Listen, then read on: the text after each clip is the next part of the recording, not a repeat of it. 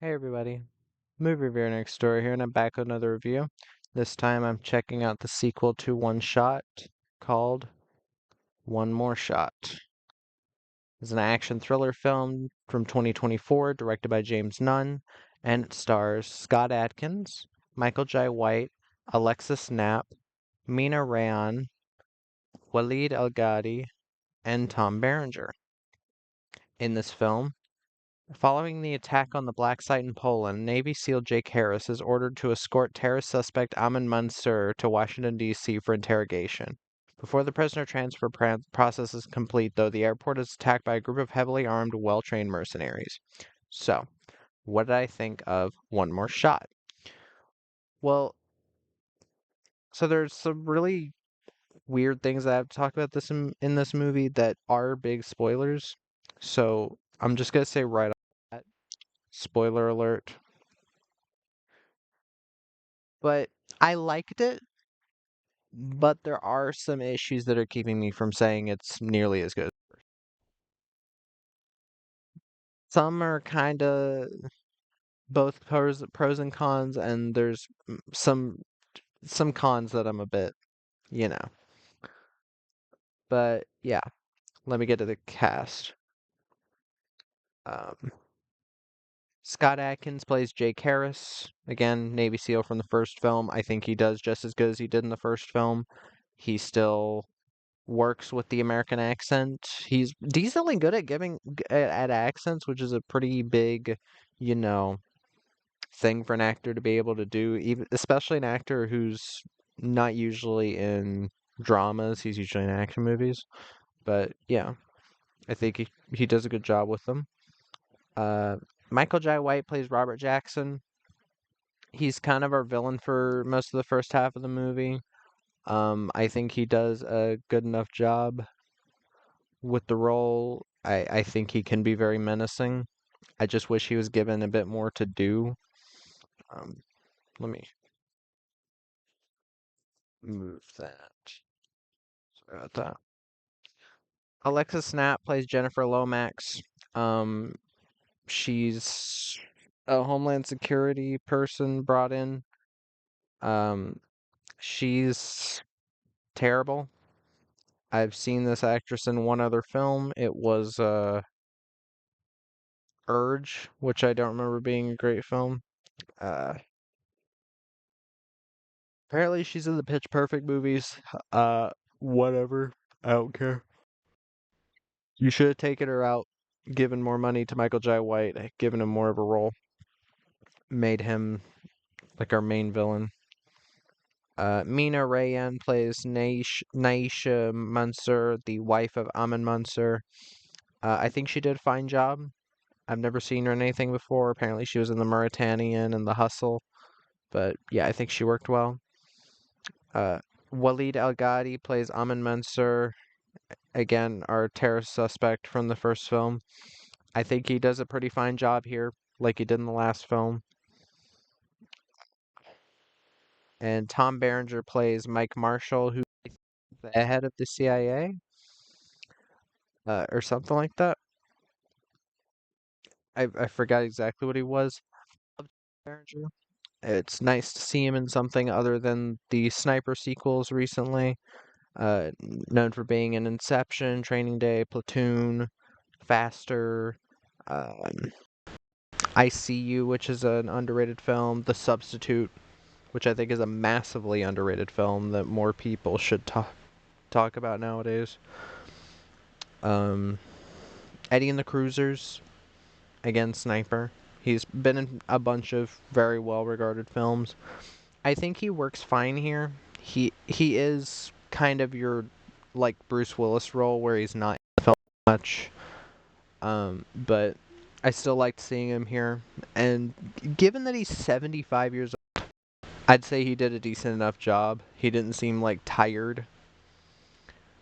But here's the thing with this film. A lot of the good things about this film are the same good things I'd say about the first film.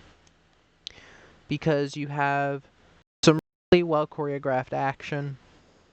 Uh, Again, well, it's not as focused on tacticality as the first one was, but there's enough of that sneaking around and kind of stealth stuff in this that I was like, okay, you can tell this is a sequel to the first, even though it's not copying the type of action the first one was doing, where it was kind of half action and half like sneaking stealth, or at least like 30% sneaking and stealth.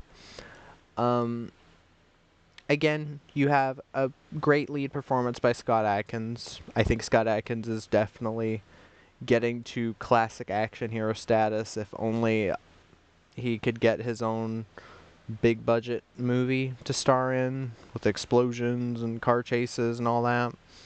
It's just nobody wants to take the nobody wants to do this for some reason. You have Michael Jai White, who I love. He's been in a lot of films that I absolutely adore. Dragged Across Concrete, it's one of my favorite films ever. Black Dynamite, Universal Soldier. Uh, he was on Deadly Ground apparently. Interesting. Accident Man, Triple Threat, Exit Wounds, Blood and Bone. He's been in a lot of very well regarded horror movies. He's been in some of Tyler Perry's movies. Why Did I Get Married? Why Did I Get Married 2? He was in some of his shows.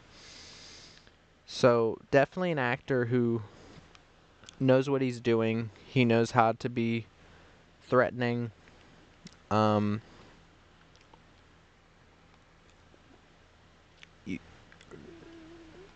I think the film moves along at a good pace. Even though the first bit of it, kind of like the first one, about the first 15, 16 minutes is set up for later. Even though you get kind of a small action scene at the beginning, where I know it's technically kind of a cheat with the whole like one shot thing. Even though this film isn't actually shot in one continuous take, it's one take or multiple takes stitched together to look like one continuous take. The very beginning of this kind of starts out with a standard action scene where it's from body cam footage and then the camera zooms out of that into the movie, and from then on we get the continuous take. So it kind of cheats it at the beginning, but I'm fine with that. It is an intro to the film. But still, uh I think the film still makes good use of the one take gimmick, as it's like smoothly transitioning from our good guys to the bad guys talking to the good guys to the bad guys to Amen. I think it does it very well, just like the first film. James Nunn definitely knows what the fuck he's doing. Though I would be interested, other than like another one-shot movie, I do want to see some of his stuff that does not involve excuse me, does not involve that gimmick. Um, but yeah. Uh,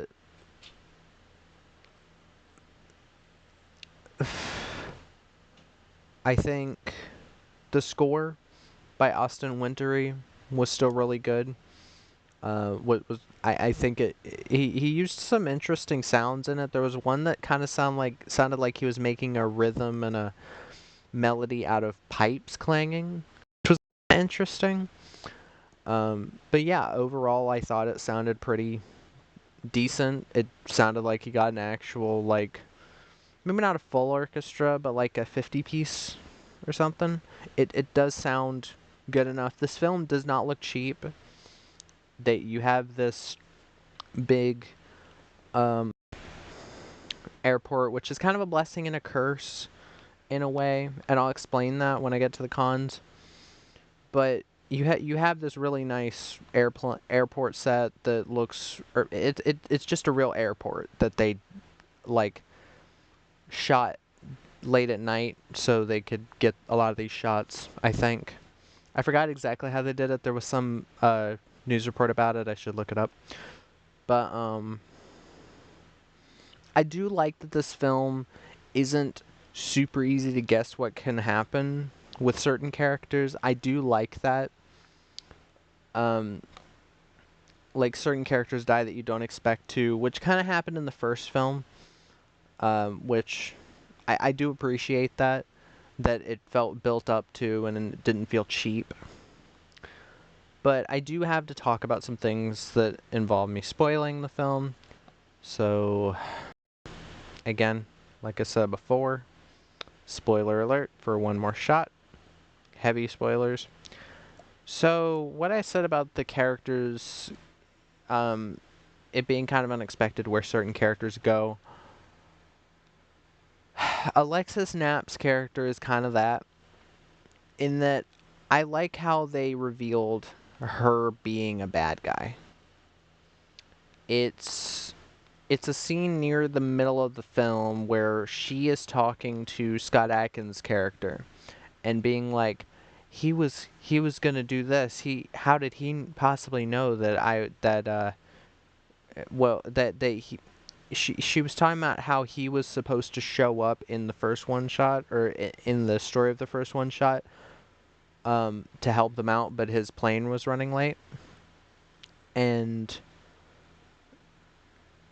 she's trying to convince Scott Adkins' character that he is trying to screw her over. And then and then she's brought over there by Tom Berenger's character, and Amin Mansour is shown a video of the thing that happened at the beginning where they were doing a thing to see if the bomb was in this certain container.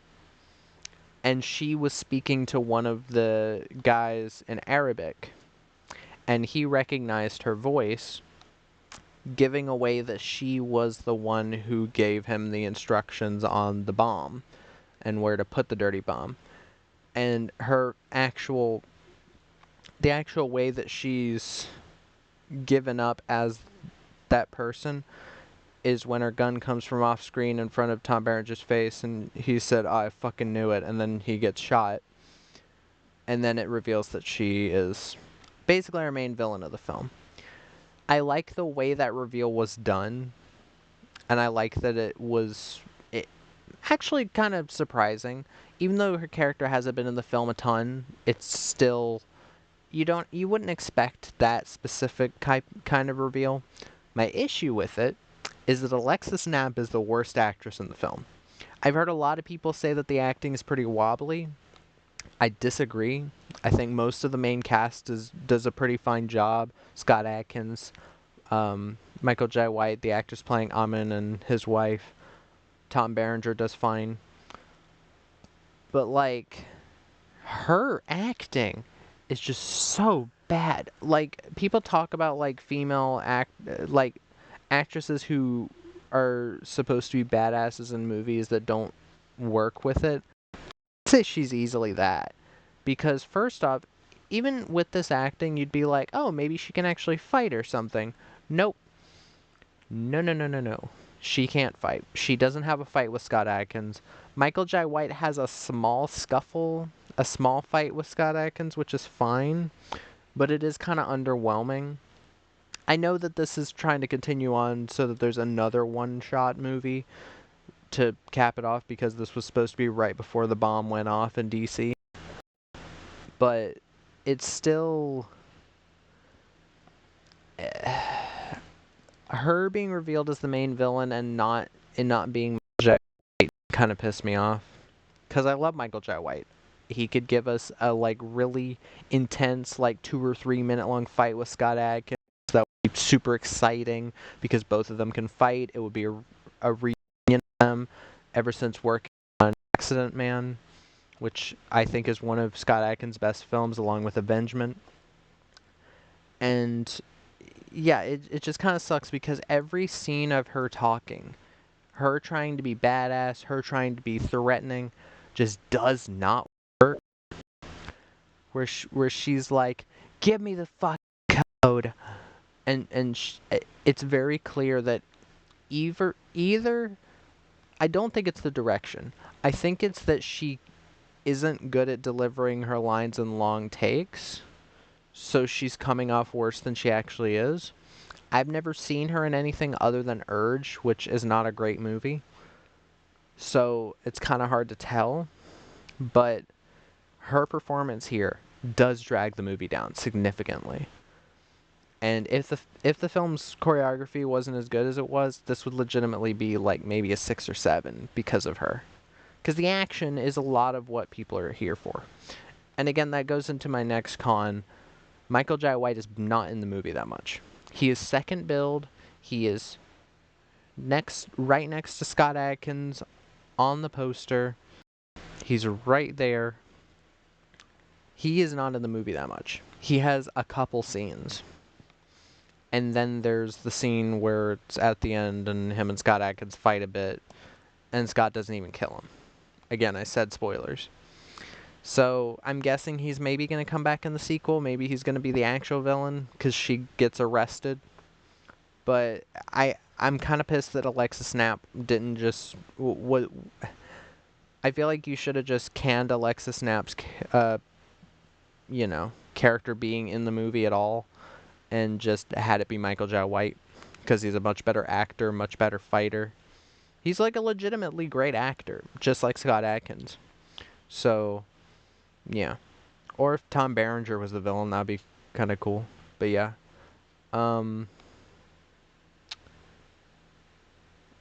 Also, the thing with the airport, yes, it's cool that they're using an actual airport, but that also means that they aren't able to do the grenade stuff from the first movie, really.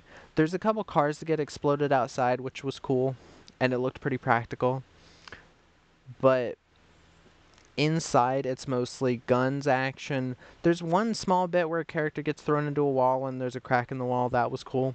But mostly it's just fighting and shooting, which is fine. That's what most of the first film was. But I think that element of there being like grenades and stuff in the first one made it a bit more gritty.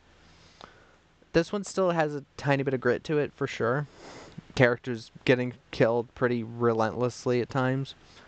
But it definitely does feel like it's missing something from the first. Um, what else? Well,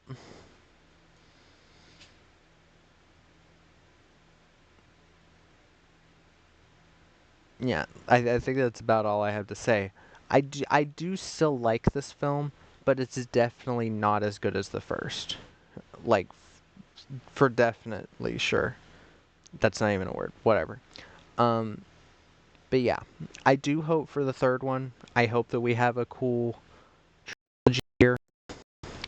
But yeah, that was my review of One More Shot. If you've seen the film, let me know what your thoughts are in the comments down below. If you have any recommendations, put them down there as well. And Movie Review Next Door, out.